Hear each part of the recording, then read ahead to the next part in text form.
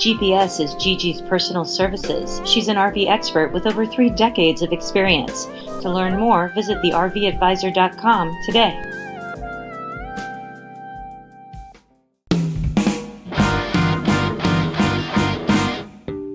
This is the RV Advisor Podcast with your host, Tom Alexander. Get all the latest information, trends, advice from experts, stories from the road, and more in the world of recreational vehicles. Now, here's Tom. Hi, everybody. Welcome to the RV Advisor Podcast. I'm Tom Alexander, and today joining us is Jonathan Feldman. Jonathan joins us actually from here in South Florida. And Jonathan is a full-time RVer and financial planner. Indeed. So Jonathan, hey, how you doing? Good. How are you? Good to be with you. Yeah, great to be with you as well. Thanks for hopping on with us. You're not all that far away from us, as I mentioned. We're both here in sunny South Florida, and I'll tell you, not trying to make folks jealous, but this is when the really nice weather rolls through. This weather we're coming into right now is why we live in Florida. Exactly. Now, are you a native, or did you migrate from somewhere else? I migrated from somewhere else. I mean, actually, I grew up in Connecticut, so the Northeast and all the snow and all the seasons, and ended up in Los Angeles for about 20 years, which still, in my opinion, is the best weather in the world. Yeah. And then in 2015, migrated to Pompano Beach area. So here we are. Here you are. And yeah, I have to say, although the last couple nights have felt like Southern California, dry and really comfortable. And I'll comment to my wife and son, it's like, yeah, it's like LA weather. Yeah. This feels nice. Yeah, exactly. Because, it's got all the warmth and everything, but it doesn't have the humidity. Yeah. Can we bottle this for next July? Yeah. Really? Hey, that would be nice. Yeah. Got to figure that out. Yeah. So you're a full timer, and you got a cool looking background there. Yeah. And thank God for Zoom videos, for backgrounds. Exactly. Absolutely. It's a 38-foot RV, but it doesn't have this much space in it. yeah. I was gonna say that's some kind of RV you got there. Exactly. Yeah, an RV with a basement. Yeah, exactly. So this is interesting because, like you said, you've lived in a couple different spots in the country, and now here you are in South Florida, and you're a full-time RVer. What was that moment for you and your family? Well, you were going to become a full-timer. Yeah, it works for us. We had moved to Florida. If first of all, if you enjoy camping, being outdoors, and I'm going to say sort of that camping RV world, what the people who are in that community are like, which is usually very friendly, very social, very giving. A lot of fun, Yeah. So we moved from Los Angeles. When we came cross country in the motorhome. Mine's a 2006 Damon Challenger, so I'm 38 feet. With 4 slides.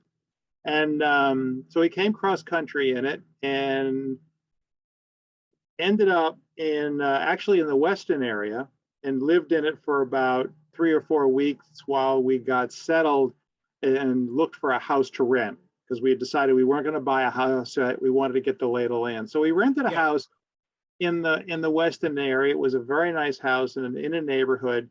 And what we found, being new to the area, because LA to Florida is a huge geographic move culturally and otherwise. And what we found is that while people were very nice and the neighborhood was nice, you didn't know your neighbors. As my wife likes to say, you knew people by the dogs that they walk when you would walk your dog, but there was no real social interaction.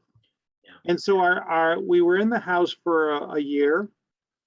And our lease was coming due, and we thought, I was going to work and my wife wasn't working and she wasn't meeting people and we weren't meeting people, which can be a very lonely existence. When the older you are, I will tell you, the harder it is to move, because you don't have your kids who help integrate you into the place you're living. Yeah. So that's interesting. It's very true. it really is true, And so, as we like to say, an East Coast to West Coast move is like moving to Guam. You lose your doctors, you lose your friends, you start all over. And so, moving into a house was nice and it was comfortable, but we got to a point we thought, why am I paying to store the motorhome and living someplace where I'm not meeting people? And in general, just kind of not all that happy, Yeah. And there were some things that were happening at the time that were changes of job or what I saw was going to be changing of job and so on.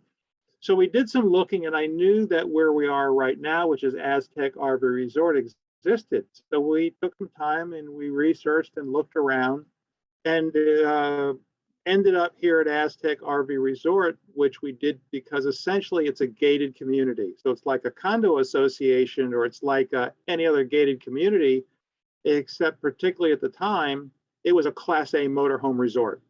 So it's gated, we have pools, we have a gym, I have full hookups, so I've got my internet and phone and cable TV. I mean, everything is like there.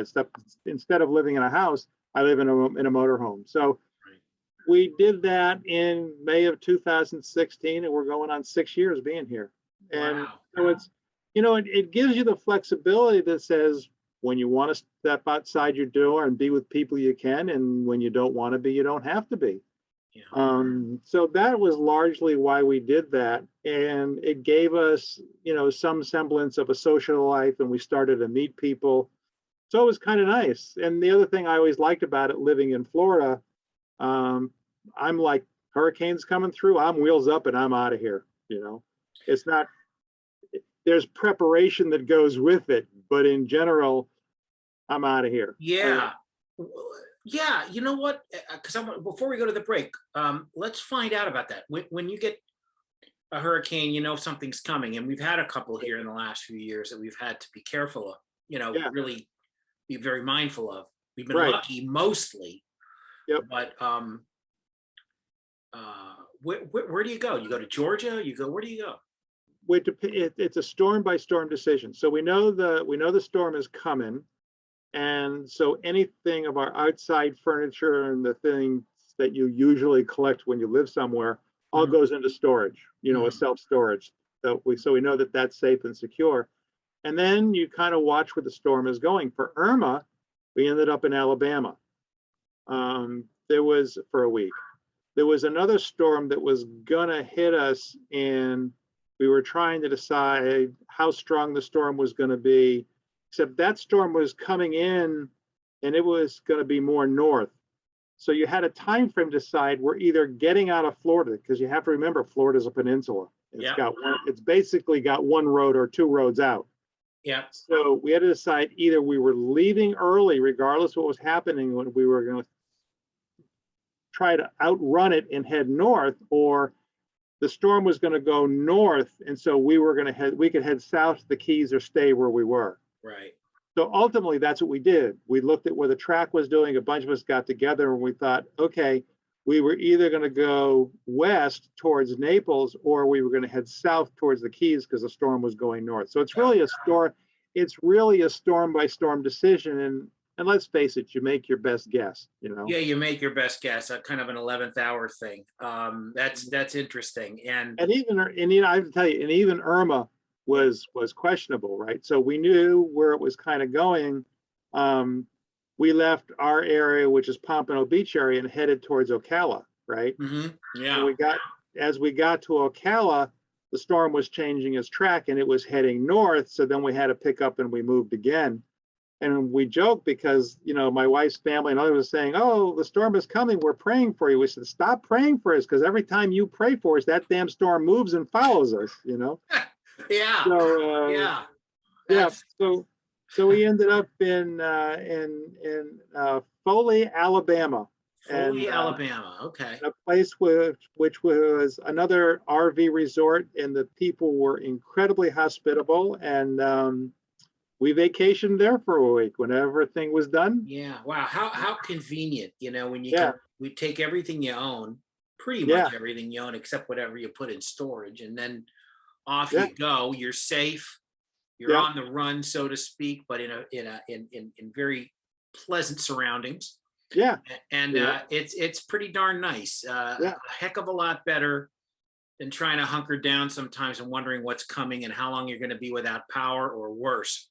Right. Exactly. You know. So very interesting. Our guest is Jonathan Feldman. He is a full-time RVer. He is a financial planner.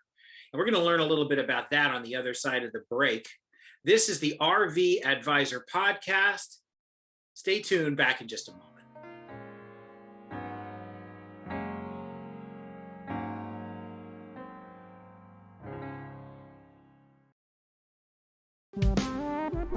Watch Just Ask Gigi with Gigi Stetler and Tom Alexander. It posts every Thursday at 2 p.m. Eastern Time on our Facebook page.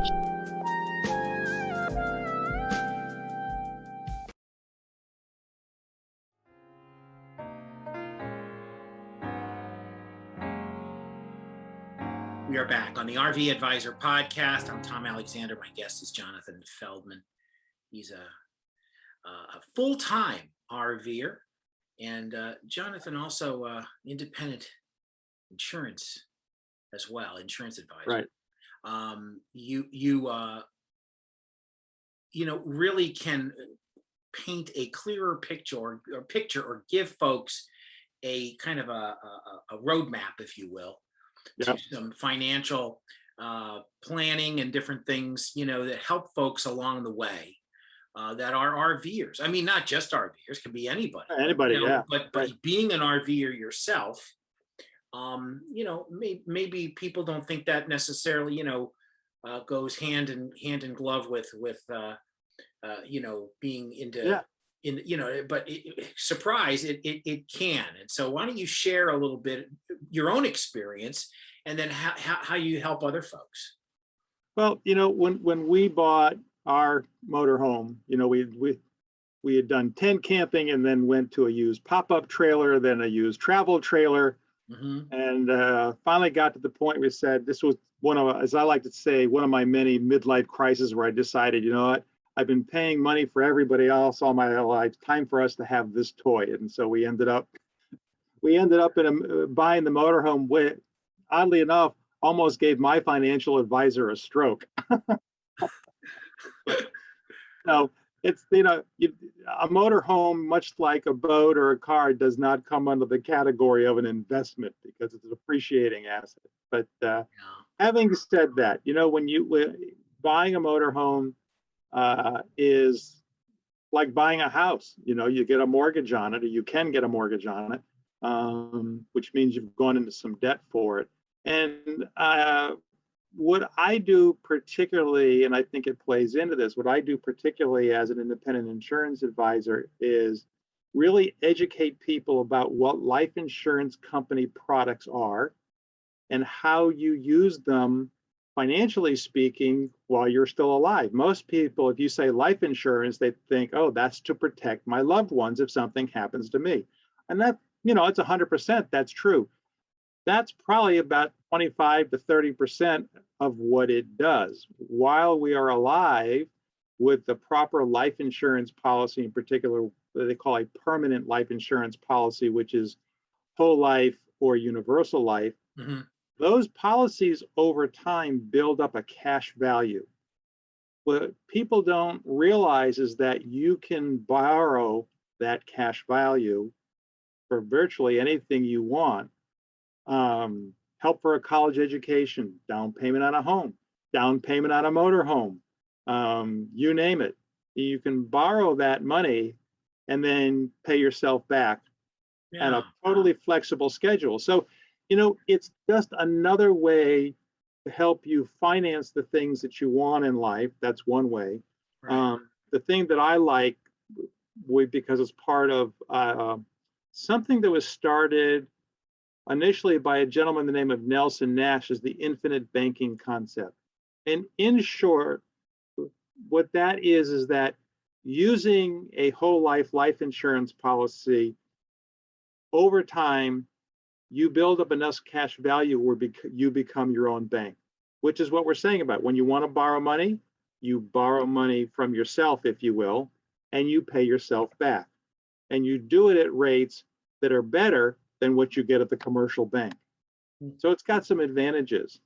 Now, the nice thing is that when you're done paying your various loans off at the end, you now have a life insurance policy with a death benefit and a nest egg of money that you can use for income in retirement, right? Because you can borrow against it again, Right. for cash flow in retirement, and choose to pay it back or not pay it back. So, I mean, that's the very, 30,000-foot view of it.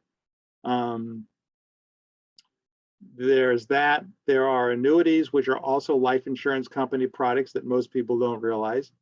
And there's disability insurance, which is really largely misunderstood. People look at that as insurance, and it is insurance, in fact, but I like to think of it as income replacement. So while you're on vacation, if you become sick or hurt and you can't go back to work for a period of time, this gives you money while you can't work. So it replaces the income that you've lost. So those are the kinds of things that I like to sit and talk to people about and say, did you know? I'm licensed to do business in the state of Florida, and I can do business in other states as well on a case-by-case basis. It's easy for me to do and get what they call non-resident licenses. And I say that so that if any of your listeners and they're not in Florida and they have questions and they just want to talk, I'm always happy to do that and to answer questions. Yeah. Well, that's terrific. That's great to know. And of course, you could speak to them as a fellow RV full-timer, Exactly. And you sort of understand maybe where their heads are and, what they're thinking about and what their hopes and dreams may be. Because let's face it, what used to be thought of exclusively, almost exclusively as a retiree venture has really shifted dramatically. We're seeing so many young folks, younger folks and millennials and everything become full-timers. Yeah. And so they've got long roads ahead. Yeah. And so, these are folks as well that could benefit from maybe a chat with you. Yeah, I mean, people are actually, and I've just discovered this, people are working from the road. There is there's a Facebook group called RV Entrepreneurs. And so which is all about running your business and or doing part-time work while you're on the road, regardless of where you are. Yeah. Well, I think, one thing the pandemic has brought us is a greater awareness of working remotely, whether you're an RVer or not. Right. The majority, although I did prior to the pandemic work remotely to a degree, sure, but it's almost become almost exclusively remotely. Occasionally, I'll do one of these kinds of programs from a location, or I have to drive to a studio somewhere to do a specific voiceover or piece of music or whatever I'm doing. But most of the time I'm right here in my home office, and it's been an interesting transition. And a lot of folks are not unlike exactly what I've gone through, transitioning from an office to working from home.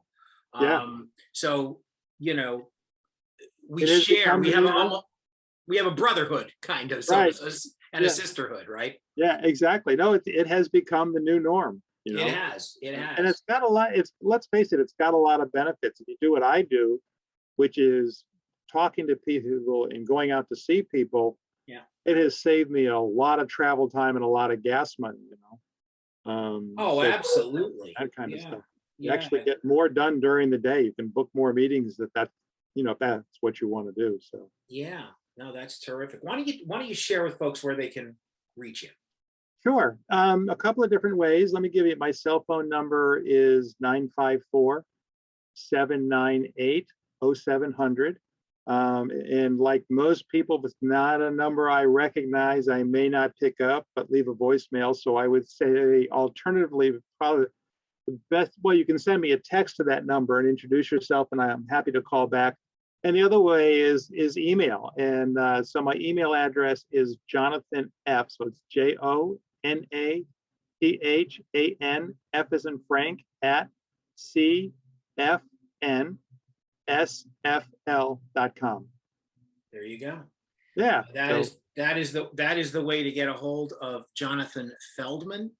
If you're interested in maybe chatting a little bit with Jonathan about just some financial ideas. We'll just leave it at that. And we'll go, and he swap can war help. stories. Perfect. Hey, one question for you. Any plans? A little downtime for the Feldmans? Any places you're thinking of going for a little R&R in that beautiful 38 footer? Yeah, not currently. One of the places, oddly enough, that I have not done since we've been here is Key West, and there are some great places down there. So we may do that. Yeah. And then going north, we talk about areas like Asheville, North Carolina, or Myrtle Beach kind of stuff. Sure. And I know some folks who are in Hilton Head, and Hilton Head has some really great RV communities. Yeah. No, that's terrific. I know the Carolinas is a pick spot, destination place for a lot of RVers. It's a lot of diverse terrain.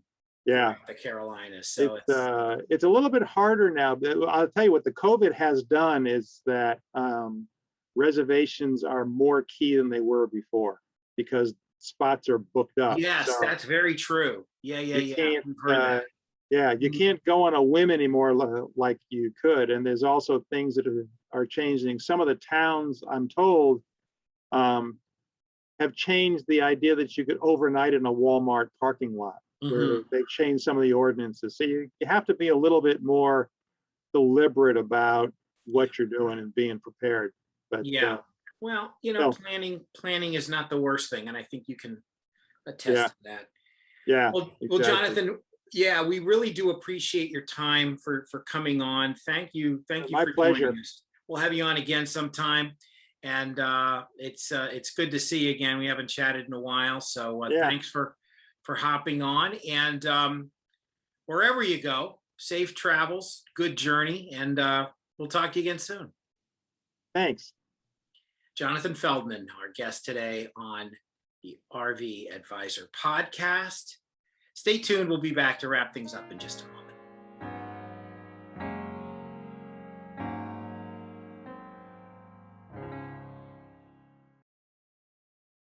Here are 5 words every RV enthusiast should know: advocacy, community, education, resources, rewards. That's what the RV Advisor was built on, along with protecting your rights. Visit thervadvisor.com.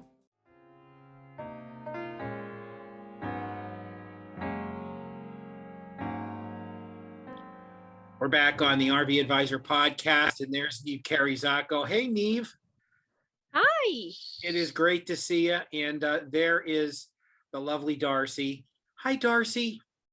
Hey, she is fast asleep. Had a rough day. We don't want to wake her, but I know you wanted to share a piece of information. You were over at the dealership, right?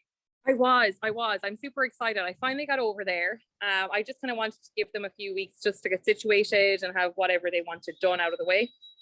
Got over there yesterday. We were actually giving our RV Advisor RV over because we had a campaign that we were sponsoring this weekend. So it's going to be on the road this weekend.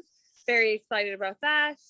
And I just wanted to tell everybody that is in the South Florida area to get over to the new Planet RV. It is absolutely beautiful, Tom. Beautiful. I plan on doing a few segments next week at the dealership. Sorry, there's a guy sawing. I'm hoping nobody can hear that too loud. It's okay. It's fine. We'll power through. I will tell you that since we're posting this on Friday, there's a couple days left in the big event this weekend. It's all in all a 4-day event: Thursday, Friday, Saturday, Sunday. So there's still plenty of time to get out there and enjoy. If you're here in South Florida, it is the place to go. No question about it. So you want to check out the it's absolutely the place to go. It's wonderful. Planet RV on Griffin Road in Dania, Florida, if you're here in South Florida. And Neve, we're going to let you go because Darcy's sleeping. And then we'll be back on the next show on Monday. Have a great weekend, everybody. We'll see you. Bye-bye. Thank you.